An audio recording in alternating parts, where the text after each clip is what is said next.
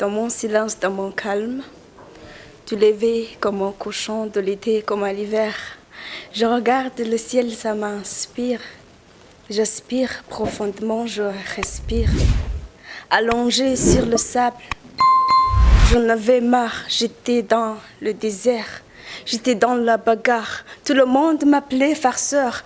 Cette faveur, je la désirais avec ferveur. Ayo majambo yose ava he Pascaline?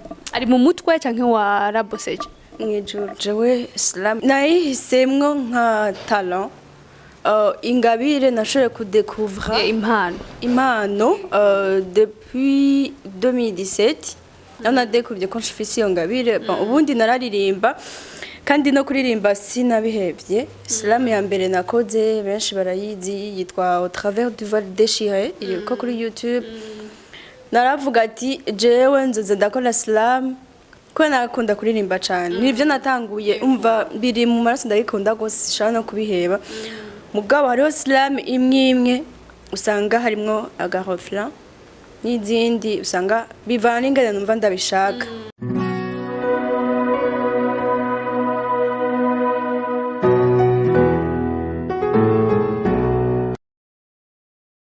Turabahaye mwiriwe canke mwaramutse bivanye naho muherereye. Turi kuri TV ya Peace International.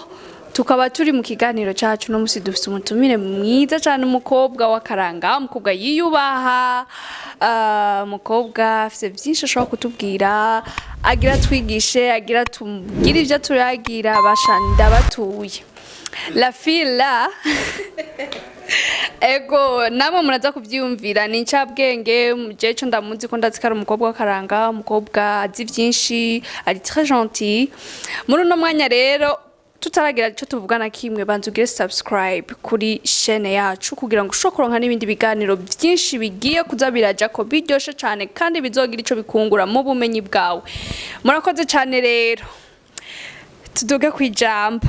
No musede dufise umutumire nko nabibabwiye. Uwo mutumire oya kwanza jewe sindinda ndavuga reka twibwire. Turaguhaye mwiriwe mutumire wacu mwiza cyane. Mwiriwe. Umeze neza? Ego. Wumva gute uri muri TV ya Peace International? None ni muhira urabizi. Voilà.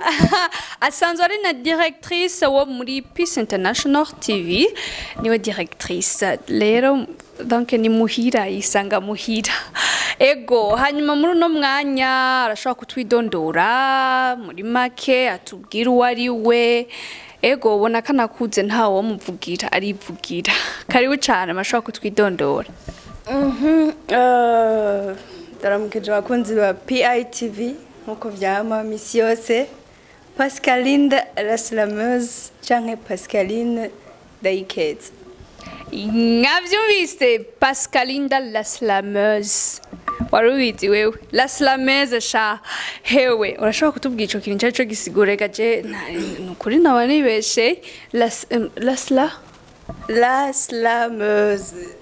La slameuse.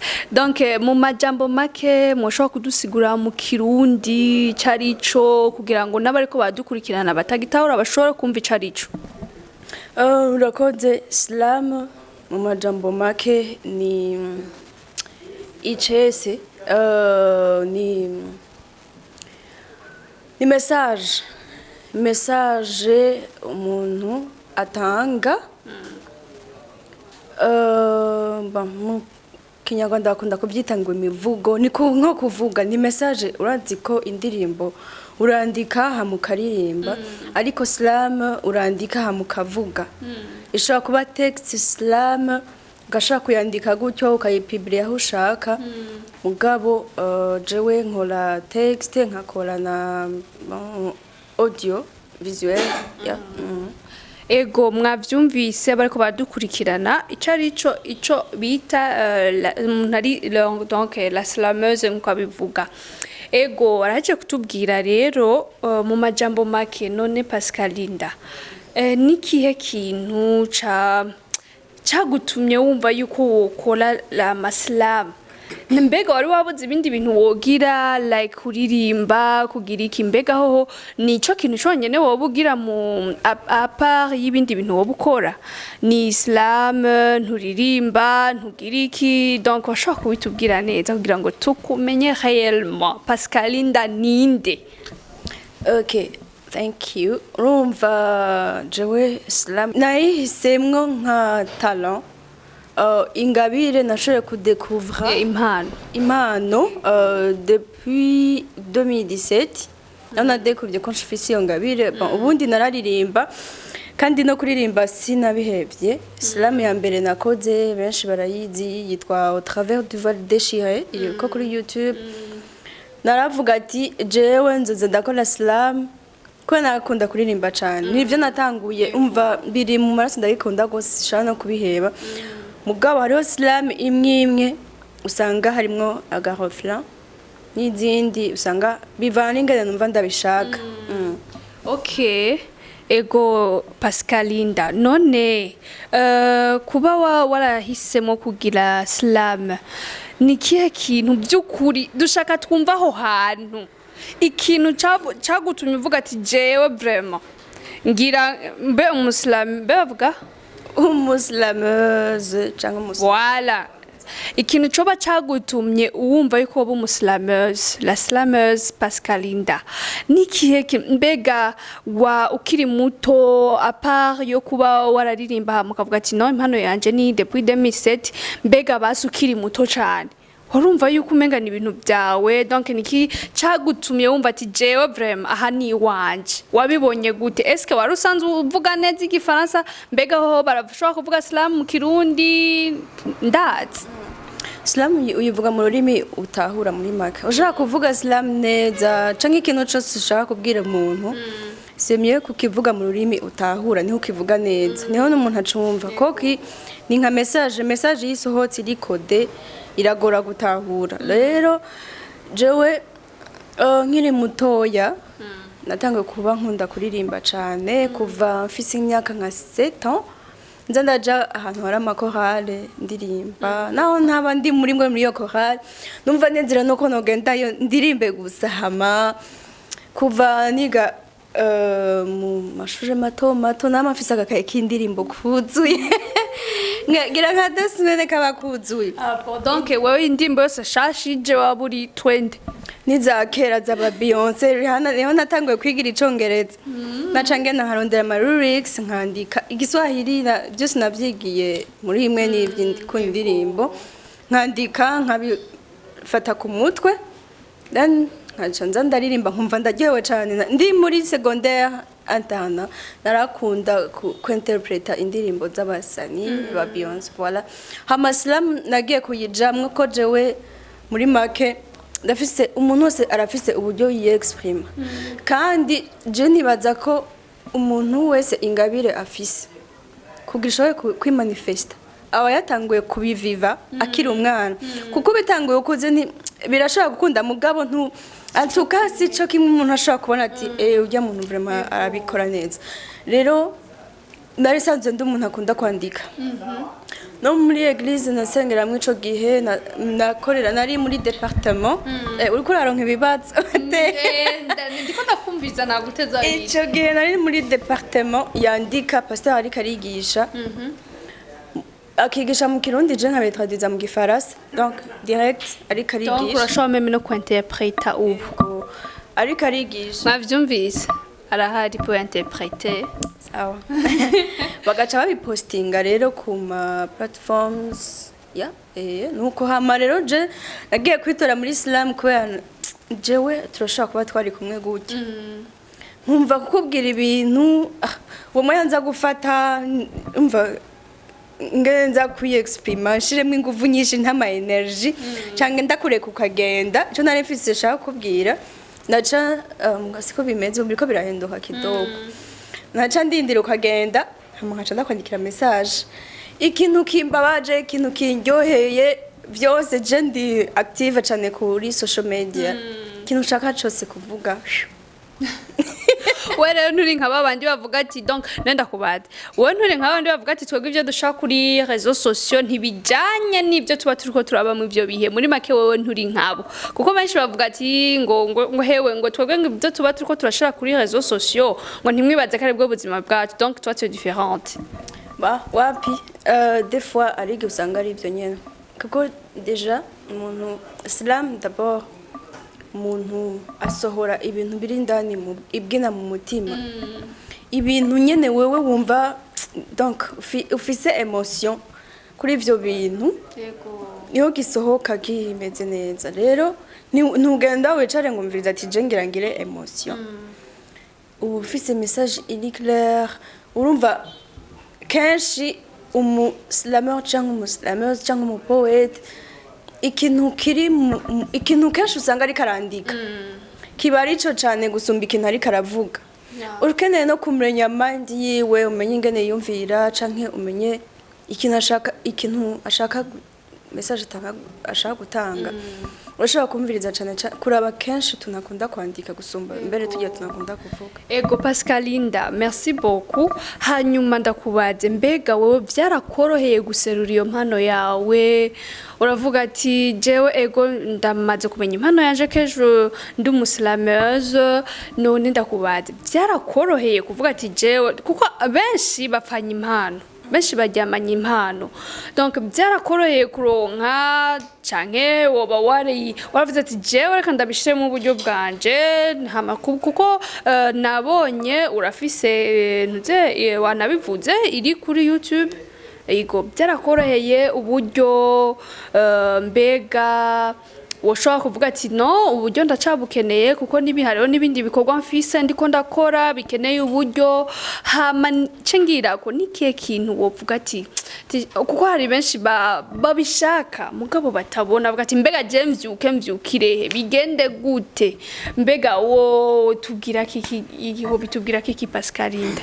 Bon en fait jewe ngitangura nari nzi yuko nzoba umuririmbyi akomeye azokora ebana bon natanguye muri profane ndandimba ndarimba ariko nivyo natanguriyemwo sinkunda guhisha jewe kahise kanje kuko nikantera isoni kanateye isoni natanguye fise cyane cyane abagenzi baba star tukaba star bo muri nka 2014 13 naje tuba tuzi nabo barabagenzi wasanga rero ko nayisanze mfise impano nkunda kuririmba mugabo kugira mfate decision ati reka jewe nje gusohora indirimbo ntivyakunda musanze imana ibizi ikintu uzoba nshobora gushiramo inguvu ibizi ikintu uzoba peu importe rero benshi barambwiye ati ririmba indirimbo uragerageza ufise ijwi ryiza mbere wanashaka ubu uye n'aba producteur banje maze kugira aba producteur batatu abo tumaze gukorana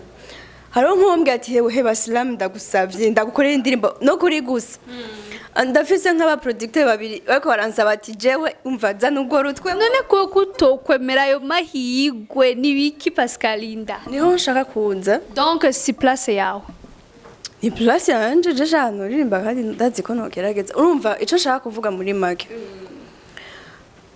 wisanze mu bintu byose nawe nyene ntibikorohera mu buzima ya ifo kutoramwo uvuga ati jewe naho wovuga ati ko slam no kuririmba ntaho bitaniye cyo kugwa nuko ja muri slam gacuva nka football ibiki byose rero jewe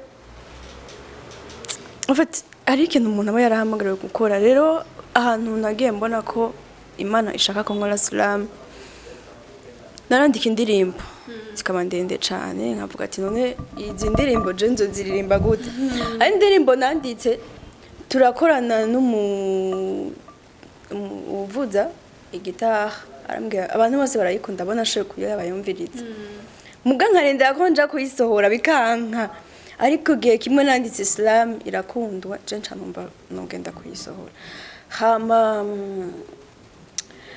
jewe nejo nshaka nogenda gusohora indirimbo nta kintu kimbangambiye nta loi ivuga ati ugiye muri slam cugumayo ntuja muri donc none nikihe wobwira abumva basi yuko basi ayo mahirwe y'indirimbo ya studio zibiri rabuya basi abishaka umuproducteur ubabwira ati ndafise umuntu afise impano s'il te plaît ariko baratwumviriza harahongira ngo mubikeneye muco muvyandika muri commentaire la boss là elle peut vous aider ashaka kucavuga ati okay anyway hanyuma rero Pascalinda watubwiye bimwe byinshi turamaze kubitahura kandi twavyumvise hanyuma rero muri uno mwanya eske ushobora kutubwira basi kuko kuririmba byo urabizi kandi urumva wewe uvuga ati no mais non il faut que ni focaliser kuri islam kuko numva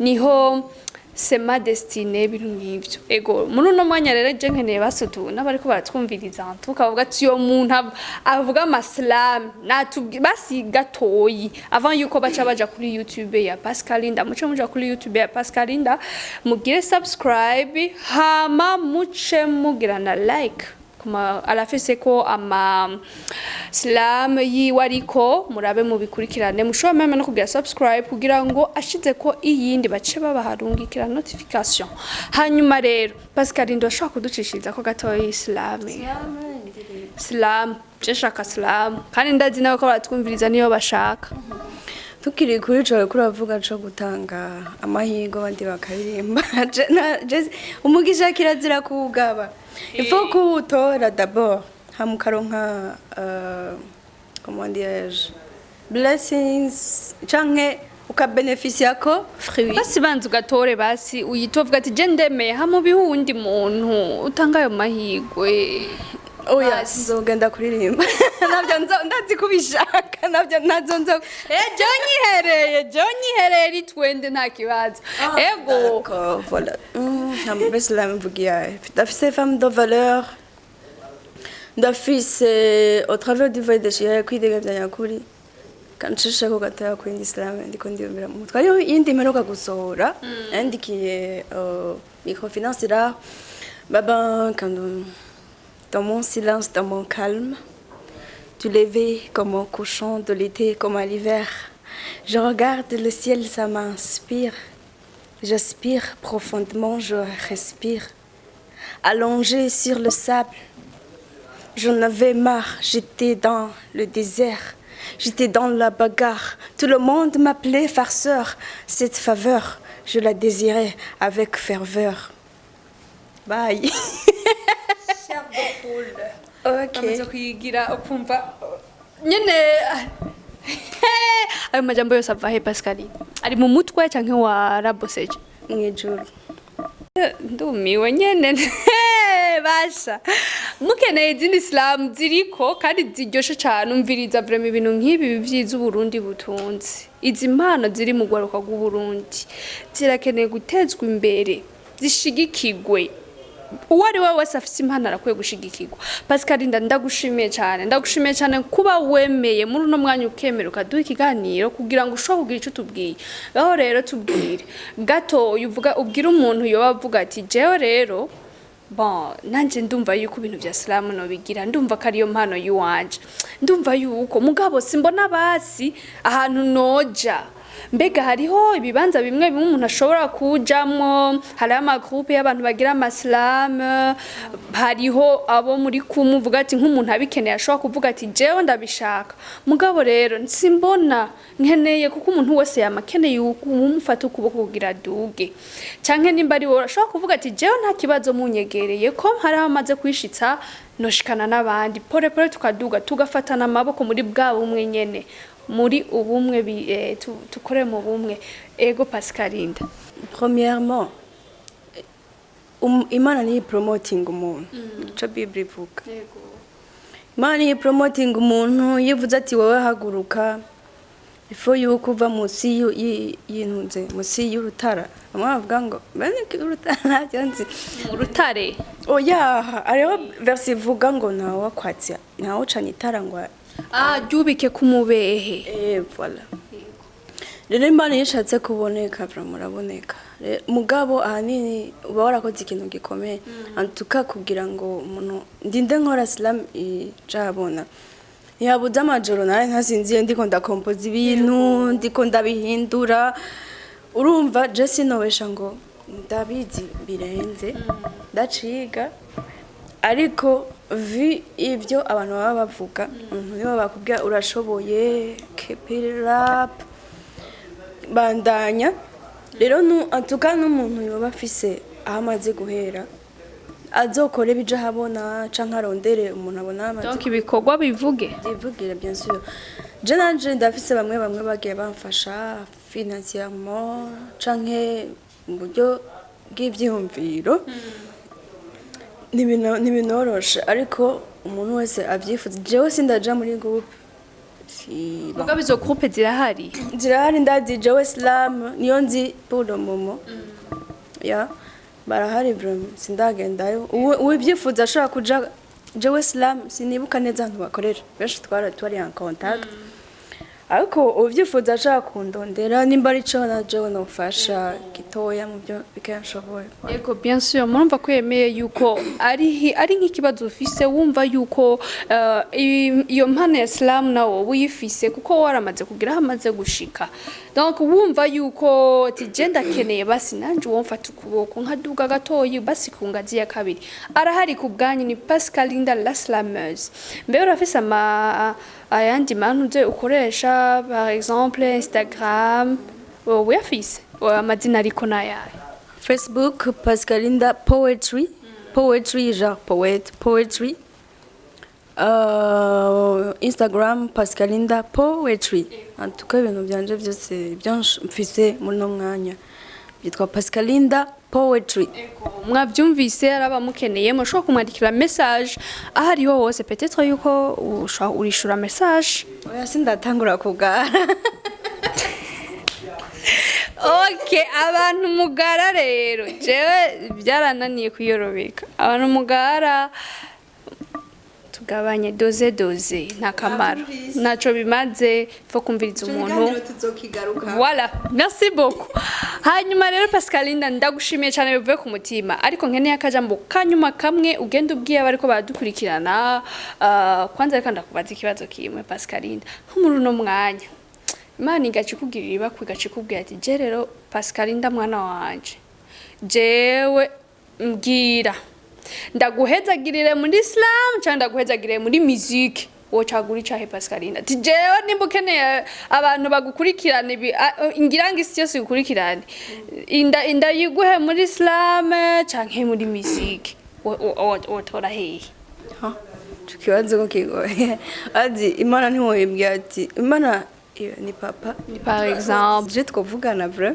OK entre parenthèses ego murakoze cyane bariko badukurikirana yari Pascalinda la slameuse murashobora kumukurikirana ku ma platforms yiwe yabivuze hanyuma ntimwibagire kugira subscribe turabasavye basi subscribe kuri chaîne yacu ya YouTube ya Peace International TV hanyuma dusubire ubutaha twari kumwe na Pascalinda la slameuse mwabyumvise ciao guys nanje ni Ange Charlene turi kumwe merci